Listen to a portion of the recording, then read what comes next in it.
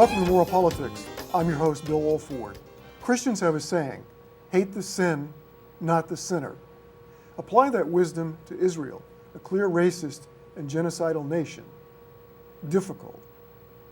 Any criticism of Israel, not so mysteriously, becomes criticism of Jews in general. The Israel lobby will smear any critic as an anti-Semite. Just recall the treatment given Jimmy Carter and Helen Thomas. I'm joined by Dr. Ibrahim Saudi. We will probe so-called new anti-Semitism, a political ploy to silence Americans and insulate Israel from criticism. It's my pleasure to welcome returning guest to Moral Politics, Dr. Ibrahim Saudi. Welcome. Thank you. Do you think that Americans are silenced? Do you think that maybe there's fear of anti-Semitism? Americans are actually living under what I call a mental psychological occupation. The threat of being called anti-Semite has been used very effectively to silence any criticism by Americans to Israel. Well, it's interesting because I know an author who's very, very timid and concerned about how his family and friends will perceive him after his book is published, which is on Israel, a rather in-depth, truth-telling book. I also know an activist locally that has mentioned that people have what looks like a morbid fear of speaking out about Israel. Do you see that as well? You see it everywhere you go. Americans are willing to speak up their mind only in private and in a very timid way, and it's hard to understand where is that.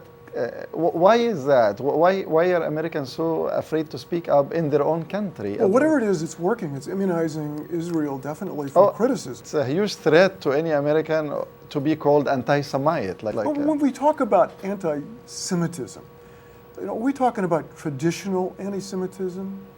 Or are we talking about this new, so-called new anti-Semitism? It meant originally to be hating the Jews or to be racist against the Jews.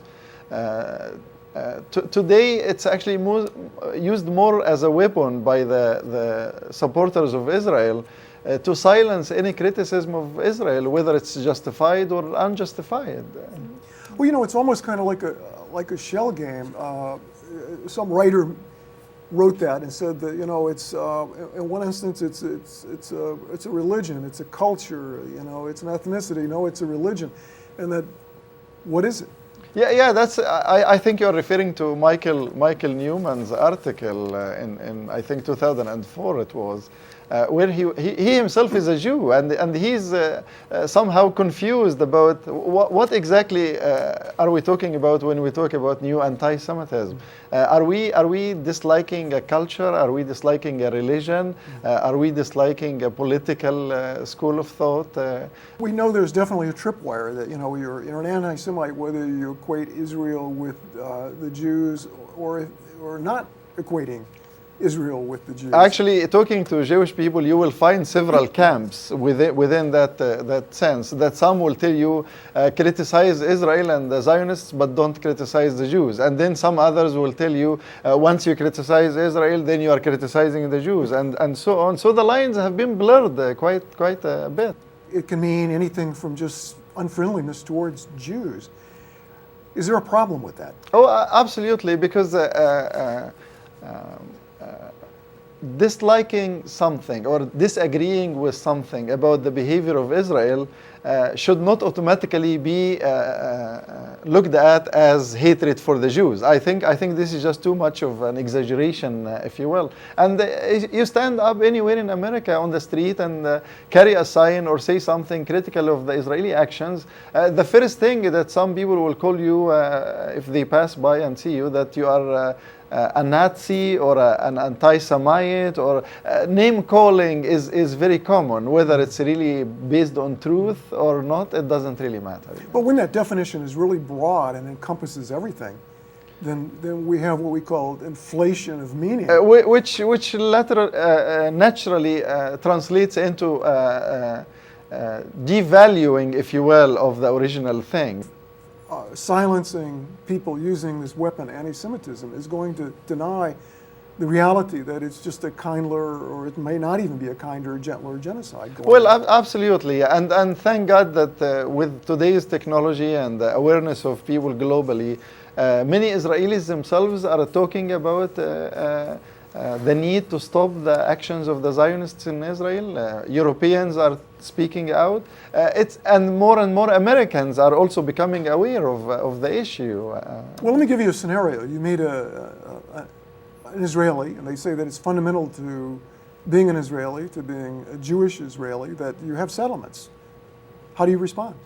Saying that the Israeli settlements are part of the Jewish dream is not just a one-side story. You have to look also at the other side. And unless you look at this thing, the Palestinian-Israeli conflict will continue forever, and it will be a flashpoint for much bigger problems in the Middle East. Well, you're talking about the old double bind. If I support the Israeli claim that settlements are necessary, then I have to deny the Palestinians their right not to be snuffed out of existence or to be treated barbarically. It's a different format of ethnic cleansing. Is there any evidence today of traditional anti-Semitism, people hating Jews for being Jews? Well, look in America here, and you will find the number of the Jewish people is almost about 1.6, 1.7% of the population, but actually 33% of the seats of the highest court in the land are filled by Jews.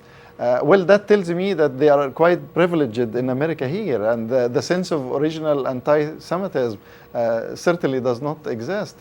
And also look at the most powerful political lobby in the United States. It's the Jewish lobby called AIPAC. So the issue of traditional anti-Semitism, I think, is used more, like we said, as a weapon to silence people, rather than actually a reality on the ground. It's these Jewish organizations that seem to be the source of this so-called reports of anti-Semitism. You know, we hear the swastikas on the school wall story over and over again. And we hear about people waving a Hamas or Hezbollah flag, or being for the PLO, or comparing Israel to the Nazis or South Africa. Is that really what you would call anti-Semitism? You can't just say that Israel can do whatever it wants to do and should not be criticized because we will consider that to be anti-Semitism. I think that that's completely misuse, if you will, or a clever use of the expression to silence criticism of Israel.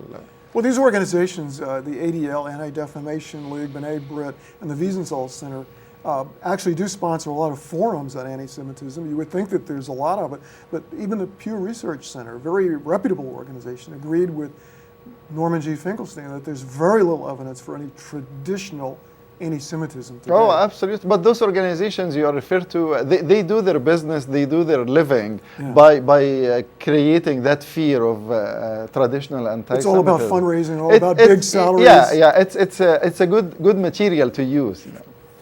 But still, this support for Israel, this sensitivity to anti-Semitism should never trumpet morals.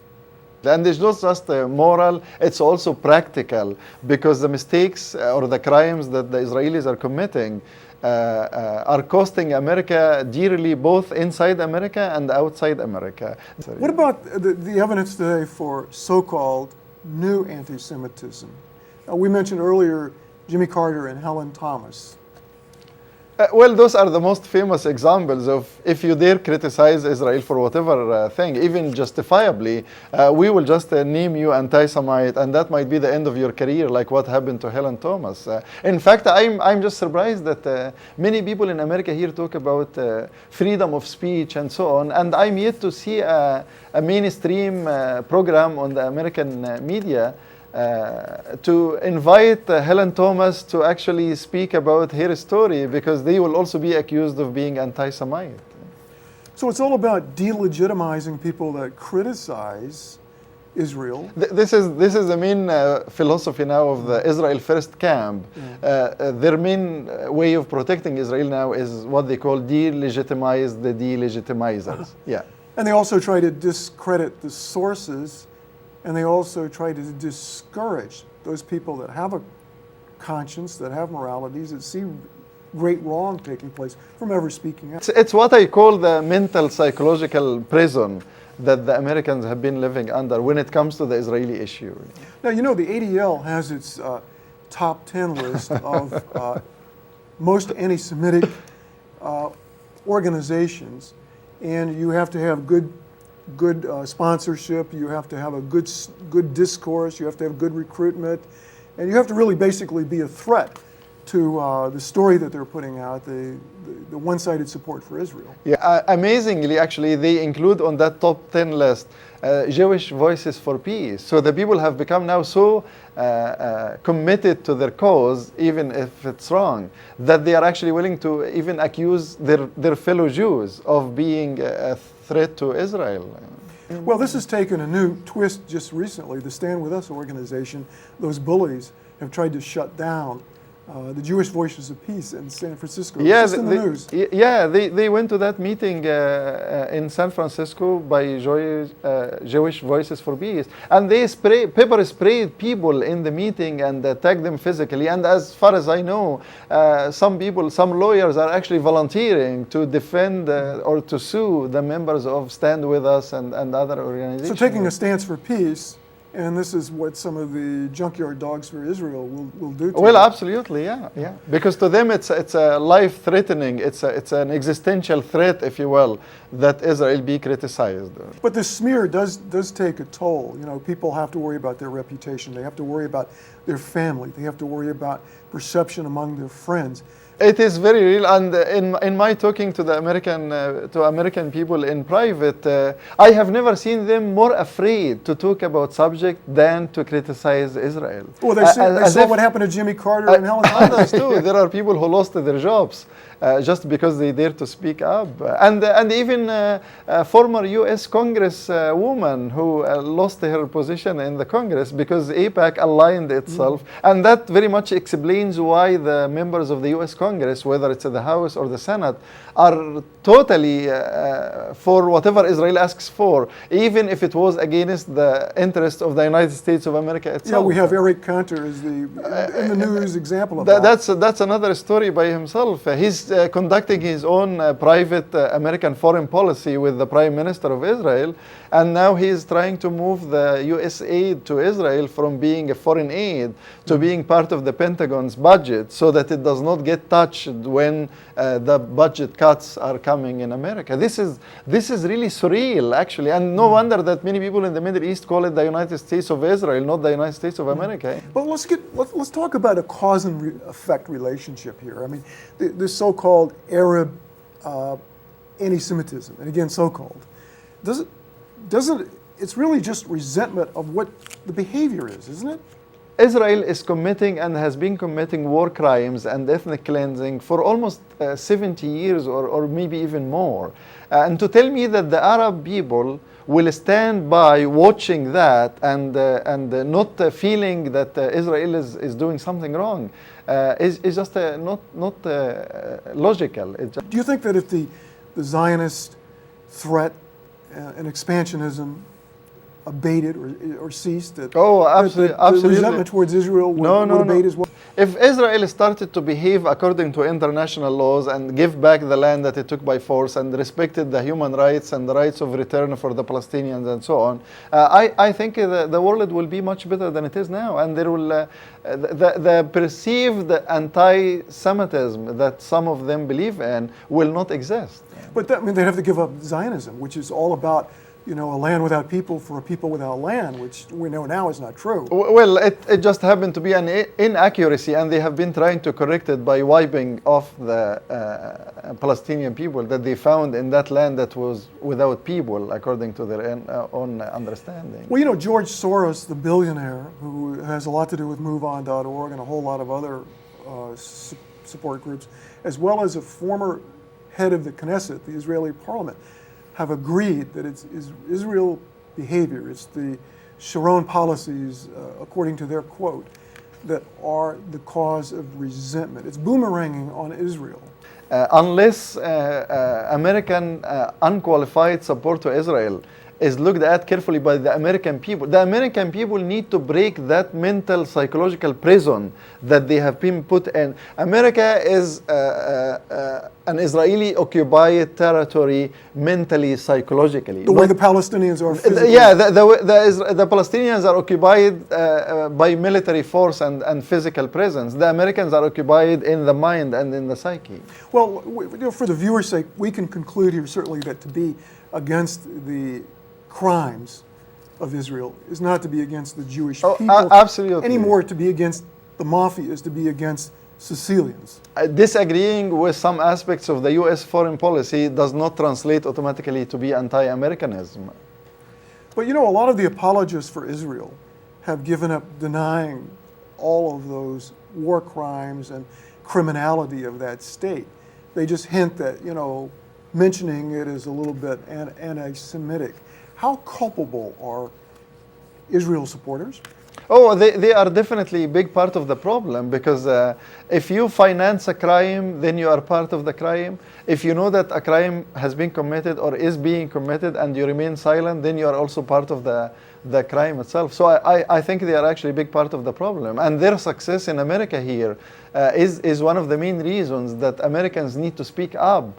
Because those people are going to destroy not only themselves, but they are going to destroy Israel itself. They are going to destroy America unless Americans wake up and put some wisdom into put the brakes on a little bit in this madness of the Zionists. Yeah. Well, you know, a lot of the Jewish moral texts say the same thing, that passive consent, by refusing to see horror, by refusing to oppose it, refusing to speak out, is wrong. Oh, it's what happened to the Jews with the Nazis. Oh, absolutely, yeah, absolutely. But let's get back to the support for Israel. America is really the skeleton that supports Israel, and we would have to say that American Jews are the backbone that gives the support to Israel. The silence of most Americans, or the fear of most Americans to speak up against the actions of Israel, is also something that Americans need to take a good look at. But you know, according to, again, the author Michael Newman, he says that the majority of American Jews are not speaking out because the majority of American Jews actually support Israel.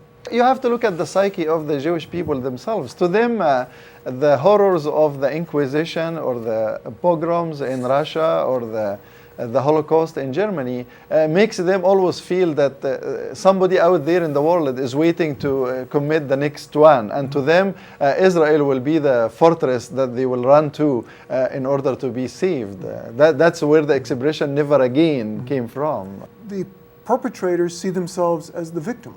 Yeah, but this is one way to convince yourself that there is nothing to worry about, and since the Nazis have done that to us, then we have now an excuse to go and do it to somebody else, especially since we were told that it's a land without people. So sorry, we just found that there are Palestinians actually there, and we will correct the simple mistake by gradually and systematically, ethnically cleanse them.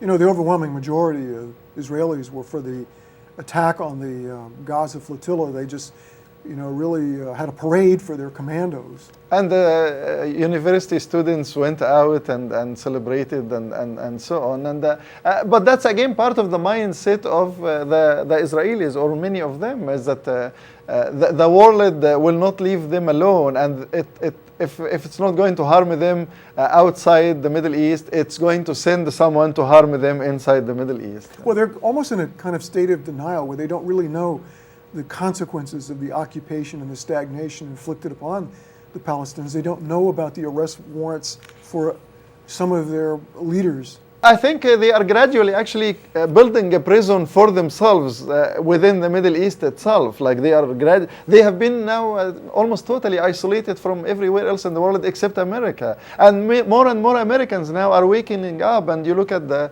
BDS movement and the flash mobs that happen within many shops. And people are willing to overcome their fear. And the younger generations in America here are not confined by that mental prison that was built over the last 50 years or so. The younger generations are looking at the facts in front of them and saying, gee, if you suffered from the Holocaust, which is true, and then you now have your own country and you are trying to ethnically cleanse the people who have been living in it for hundreds and hundreds of years, then there must be something wrong with what you're doing, and I'm just not willing to accept it just because you want me to. You would have to support a state that has a lot of the comparisons to South Africa, that basically opposes marriages between Israelis and Palestinians, that is basic on a path towards exclusionism, where, you know, get rid of the Gentile, that is about exclusive rights, that is looking at the Torah to justify some evil. They have been for quite a while pushing the name Jewish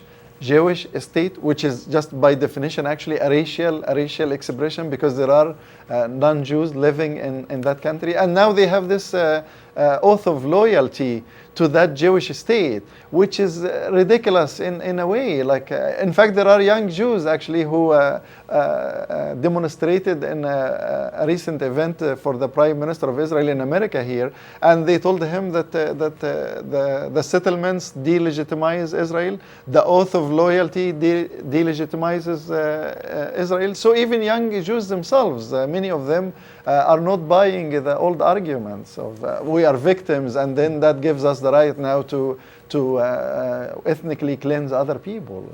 Can Israel have peace? Oh, absolutely, but it can't have peace, Zionism, and Judaism all in one package. Yeah, and also the land without the Palestinians. Like they have to make some choices. Do they have to return to the 67 borders?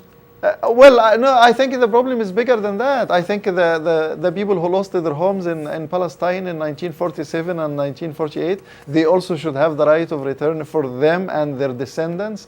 All the properties that were taken by force from the Palestinians should be returned to them.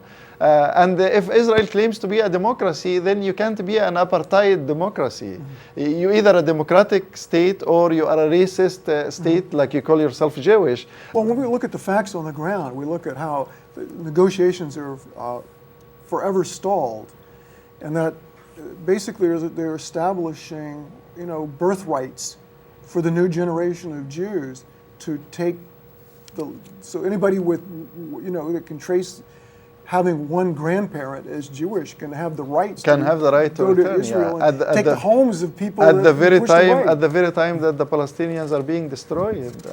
Yeah. So, how optimistic are you? What is it really going to take? It's going to definitely take people overcoming this morbid fear of being labeled an anti-Semite. I think the key actually is not in the hands of the U.S. government. The key now is in the hands of the American public.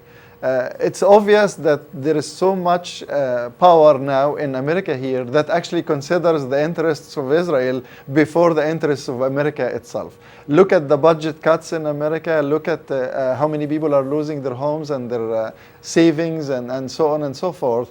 At the very time that the billions of dollars are flowing to Israel, not just through the official channels, but there are plenty of 501c3 organizations that collect tax deductible donations in America here, and then funnel anywhere from $6 billion to $10 billion a year. Well, I hear the numbers as far up as 20 billion, but I don't have a way of quantifying the number. We're abetting the genocide and the racism. Absolutely, and there is nothing in the world increasing anti-Americanism and creating problems for America in security and. Again, I want to point out that being against the crimes of Israel is not anti-Jewish any more than being against the mafia is anti-Sicilian. Absolutely. If you don't oppose it, you'll have more crime. Absolutely, yeah. And America, unfortunately, is the one paying for those crimes. The war in Iraq, now the push for the war in Iran, are driven by people who put Israel first. And you have the Israeli general consul here in the Northwest is openly campaigning for war against Iran. A dignitary, an official of a foreign power is actually campaigning for war against Iran in the United States. It's just amazing. I actually attended that. I was shocked. You're familiar with Jeff Halper, very well known in the peace circles, the director of the coalition opposing house demolitions. There have been 20,000 Palestinian homes demolished in Israel. Collective punishment, it's just gone amok. He said that the Israelis can't solve their problem. He calls for Americanizing the issue. By that he means it's not a Jewish issue alone, whether you're for Israel or opposing what Israel is doing. It's all Americans that have got to overcome that morbid fear of anti-Semitism and be strong and stand by their principles and speak out. Yeah, I think the key is in the hands of the American people themselves, and they can do it very peacefully, and they should not think that they are doing it for the sake of someone else. They are actually doing it for their own sake before anything else, because there is nothing that's increasing anti-Americanism in the Middle East and in the rest of the world than the unbelievable misbehavior of Israel and then the unqualified protection of the United States to that behavior. Desmond Tutu had a very interesting expression, polishing the chains of your captivity. That's if you were just giving aid but not really addressing the political forces that cause the problem, which is really what we want viewers to get tonight. You've got to stand up, you've got to speak up, you've got to overcome that so-called weapon of anti-Semitism. Speak out, take back the language, take back our morals here, and let's bring peace and justice and universal human rights for everyone in the Middle East. Absolutely, yeah. Is there any escaping the fact that what's going on in Israel with Zionism is racism? Oh, absolutely not. Like I said, just the insistence that it's called Jewish state, and then having people who are not Jews living in Israel having to go through the oath of loyalty.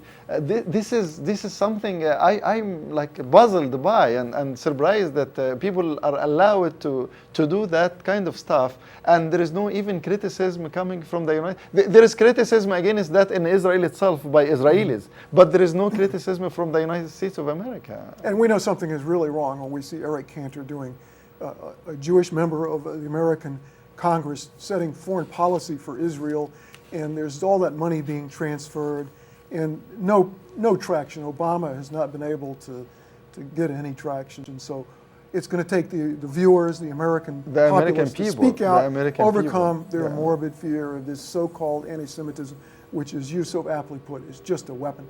Dr. Ibrahim Sudi, I want to thank you again for a very wonderful discussion on this topic of timeliness. Thank you. Thank you.